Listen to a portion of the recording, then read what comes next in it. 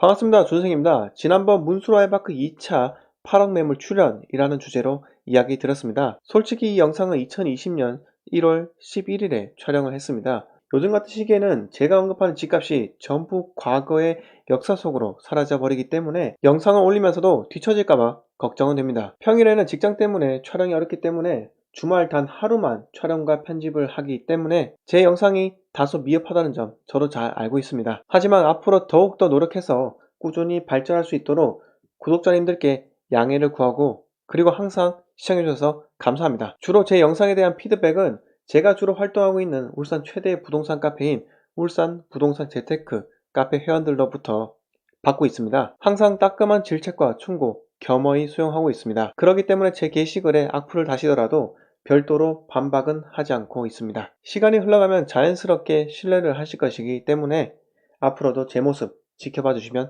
감사하겠습니다. 이번 시간은 지난번 1부 영상인 문수라이파크 2차 8억 매물 출연편에 이어 2부 문수라이파크 2차는 누가 가지고 있을까? 라는 주제로 준비를 했고요. 2차 2단지 중 8사 기준으로 하나의 동과 호수를 선정하여 등기부 전체를 열람한 결과를 여러분들께 이야기 드리려고 합니다. 철저한 개인정보 보호를 위해 동호수 표기는 하지 않았고요.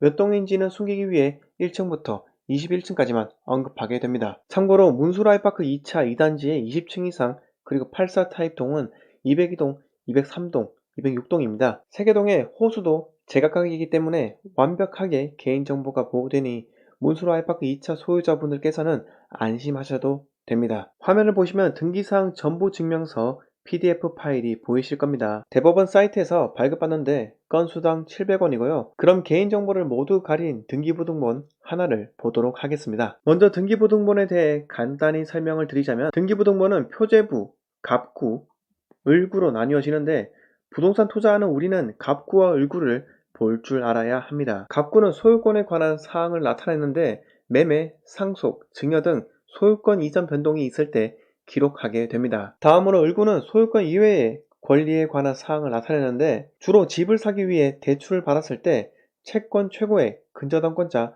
채무자 등이 기록되게 됩니다. 그럼 문수라이파크 2차 동 하나를 임의로 지정하여 등기부등본 열람한 기록을 보여드리도록 하겠습니다. 화면을 보시면 제가 표로 정리해 보았는데요. 최종 거래일, 매매 구분, 실거래가, 대출금, 매수자 주소지 등 등기부를 통해 알 수 있는 정보를 기록했습니다.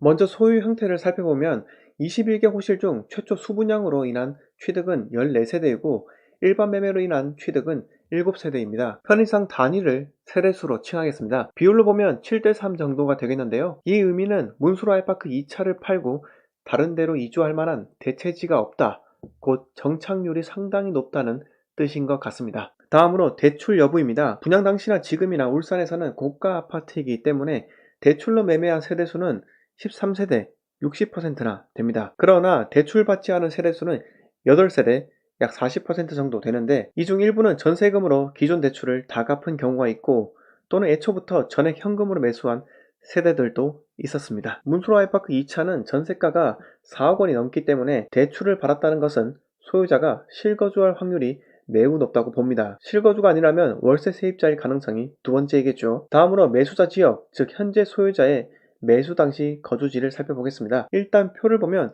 외지 투자자는 2세대이고 울산 현지인이 19세대인데요. 외지인 매수 비율 10%, 현지인 매수 비율 90% 정도인데 외지인 지역은 각각 광주광역시와 대구광역시입니다. 대구광역시 분이 10층을 2016년도에 매수하였고 대출을 4억 2천 정도로 최근에 받았습니다. 제 추측으로는 아마 세입자에게 전세금 반환 대출을 해주고 월세 세입자를 들이지 않았나 추측이 됩니다. 물론 대구에서 울산으로 이주한 가능성도 있지 않느냐 라고 말씀하실 수도 있는데 등기부상의 대출 당시 거주 지역이 대구 수성구에 위치한 9억 상당의 고가 아파트로 찍혔기 때문에 아마도 월세 세입자를 들인 가능성이 좀 더 높다고 보입니다. 다음으로 21층 매수한 광주광역시분은 저도 본받아야 하는 분이기도 합니다. 92년생 20대의 나이로 울산광역시 대세 상승 바로 직전이자 부동산 매매 비수기인 민족 대명절 추석 바로 전 2019년 9월 6일에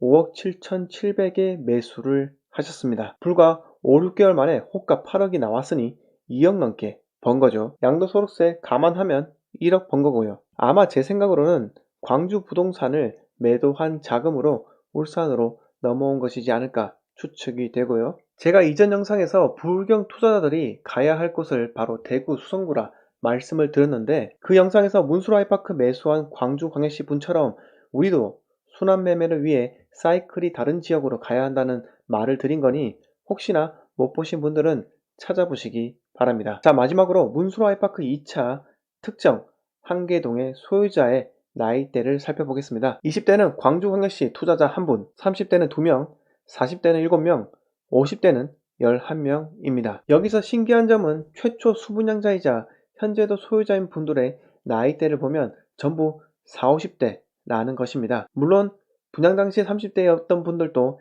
계시지만 이 데이터를 통해 이분들은 자녀를 옥동, 신정동 일대에서 쭉 키우기 위해 떠나지 않았다, 아니 떠날 수가 없었다 라는 함축적인 의미가 담겨져 있습니다. 이번 시간은 문수로 아이파크 2차 특정한 동의 한 호수라인에 등기부 등본을 열람한 결과를 가지고 여러분들께 이야기 드렸습니다. 등기부 하나당 발급 비용이 700원, 21개 호실의 발급 비용은 14,700원입니다. 부동산을 투자하는 사람이라면 저처럼 내가 매수하고자 검토 중인 아파트에 등기사항 전부 증명서를 열람해 보시고 분석하는 습관을 가지는 것도 괜찮다라고 생각을 합니다. 소문만으로 외지인들이 들어왔다 해봤자 결국 객관적인 데이터를 찾지 못한다면 본인 투자에 본인 스스로 리스크를 얻는 것과 같습니다. 여러분, 제가 전체가 아닌 특정 일부 등기부 등본만 열람을 했기 때문에 이 데이터만 가지고 문수로 아이파크 2차 전체를 논할 수는 없습니다. 하지만 이 데이터가 평균값일 수도 있다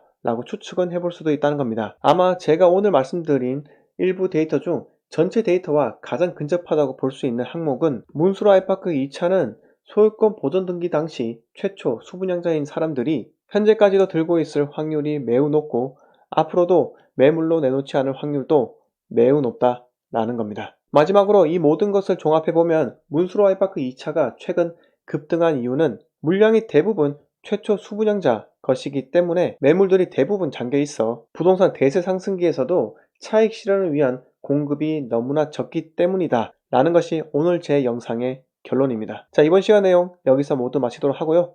영상 마음에 드셨으면 구독과 좋아요를 눌러주시고 지인들에게 공유해 주시면 감사하겠습니다. 자, 시청해주셔서 감사합니다.